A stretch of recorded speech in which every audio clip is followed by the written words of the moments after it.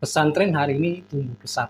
Setiap tahun santri bertambah, gedung baru dibangun, kelas ditambah, asrama diperluas. Tapi sayangnya seringkali semua dilakukan tanpa arah yang jelas. Bangunan hadir berdasarkan dana yang datang, bukan berdasarkan kebutuhan jangka panjang. Yang pada akhirnya ini bisa menyebabkan lingkungan bising dan tidak nyaman, kelas dekat dapur, asrama dekat jalan utama, tidak ada zonasi kebisingan, sehingga semua fungsi saling ganggu. Kemudian tidak adanya zona khusus jenjang, area santri, jenjang sanawiyah dan aliyah bercampur tanpa batas jelas. Ini menyebabkan rawan pelanggaran tata tertib dan kehilangan privasi. Kemudian listrik dan air tidak efisien karena pipa air dan kabel listrik ditarik seadanya, bukan berbasis jaringan utama, distribusi, dan jaringan cabang atau end network yang menyebabkan boros energi, sering gangguan, rawan korsleting, dan biaya perawatan menjadi lebih mahal. Kemudian drainase sering juga tidak terintegrasi, banyak titik genangan saat hujan, jalur becek, dan tidak nyaman dilalui. Kemudian kesulitan pengawasan dan keamanan, tercipta area blind spot, titik buta, kesulitan patroli atau CCTV yang tidak menyatu dengan arsitektur, sehingga menyebabkan keamanan menjadi reaktif, bukan preventif. Kemudian lingkungan visual semrawut, fasad bangunan tidak seragam, warna dan desain juga asal-asalan, sehingga menurunkan citra profesional lembaga, sulit branding, dan tidak memberikan efek psikologis tenang bagi para penghuninya. Semuanya terjadi karena satu hal, pesantren tidak punya master plan. Apakah itu master plan? Master plan adalah peta besar pembangunan fisik dan fungsi lembaga dalam jangka panjang, 15, 20, 25 tahun. Bukan sekedar denah bangunan, tapi juga memuat visi tata ruang, arah pertumbuhan, dan skenario pengembangan. Tanpa master plan, pembangunan akan tumpang tindih, tidak efisien, boros biaya di masa depan, dan menimbulkan konflik fungsi. Lalu mengapa pesantren butuh master plan? Karena kompleksitasnya lebih tinggi daripada sekolah biasa.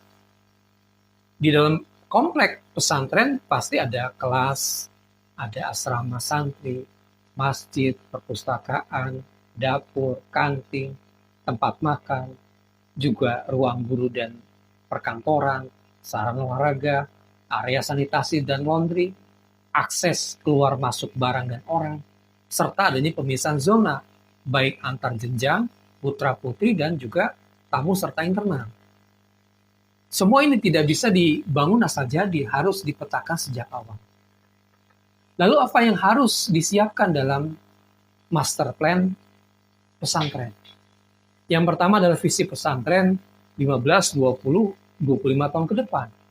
Sebelum merancang fisik dan program, pesantren harus memiliki gambaran arah besar jangka panjang.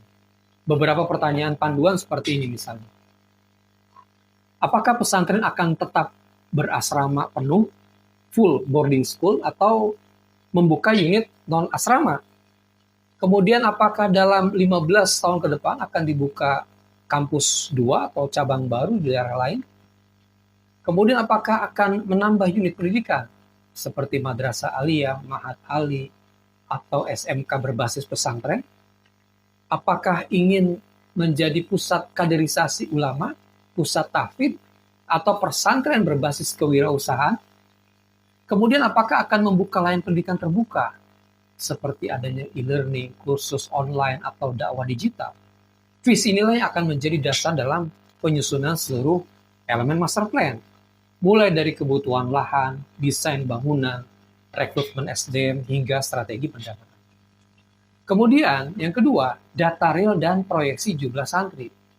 Jangan hanya rancang untuk hari ini, pikirkan pertumbuhan 10, 15, 20 tahun ke depan. Kemudian yang ketiga adalah adanya zonasi fungsi, zona belajar, zona tinggal atau asrama, zona makan, zona publik, ya, ada tamu atau wali santri, zona ibadah, zona logistik, dan juga zona hijau. Namun dalam prakteknya, masih banyak pesantren yang tidak memisahkan zona belajar dan zona tinggal atau asrama yang dilakukan secara jelas. Semua bercampur dalam satu area tanpa batas fungsi yang tegas. Sekilas mungkin terlihat efisien, semua dekat dan menyatu. Tapi dalam jangka panjang, campur aduk fungsi ruang ini bisa memunculkan banyak masalah. Misalnya, santri sulit membedakan waktu belajar dan waktu istirahat karena ruang tidurnya berada tepat di belakang ruang belajar. Tidak ada ruang yang benar-benar privat untuk istirahat maupun ruang yang benar-benar kondusif untuk belajar. Kemudian yang ketiga, kegiatan publik atau tamu kadang melewati area santri putra atau putri tanpa penyekat yang cukup. Dalam jangka panjang, ketidakteraturan ini bukan hanya menurunkan kualitas pembelajaran dan juga disiplin, tapi juga bisa berdampak pada keamanan, kemudian kenyamanan, bahkan berdampak juga kepada kesehatan santri dan guru.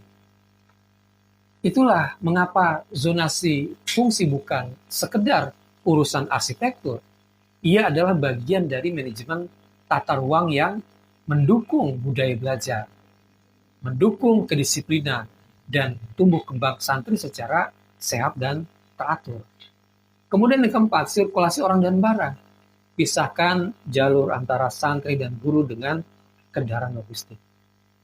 Kemudian aksesibilitas dan keselamatan, seperti adanya rute evakuasi, jarak antar asrama dengan toiletnya, cahaya dan ventilasi, jarak ke fasilitas medis, dan lakukan rencana pembangunan secara bertahap. Master plan tidak harus dibangun sekaligus, tapi pembangunan harus berurutan dan berkesinambungan. Kemudian yang tidak kalah penting adalah bentuk tim teknis dan partisipasi internal. Libatkan arsitek yang paham kawasan pendidikan berbasis asrama, serta pengurus yang memahami pola hidup dari para santri. Lalu apa keuntungan kalau kita punya master plan? Yang pertama adalah hemat biaya pengembangan jangka panjang. Kemudian bangunan akan lebih fungsional, tata ruang rapi dan aman. Kemudian santri juga merasa nyaman dan memiliki ritme hidup yang teratur, serta meningkatkan nilai lembaga di mata orang tua dan juga publik.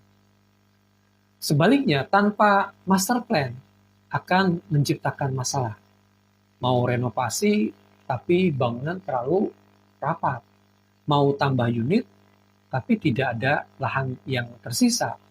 Mau memperluas dapur, tapi harus bongkar aula misalnya. Asrama bertumpuk, tapi kamar mandi tidak bertambah. Jadi jangan tunggu 10 atau 15 tahun baru menginstal. Rancang hari ini agar pembangunan jadi berkah, bukan menjadi beban. Master plan bukan peta bangunan, tapi peta keberlangsungan pesantren. Karena kita tidak hanya membangun gedung, tapi merancang ruang hidup untuk mendidik manusia.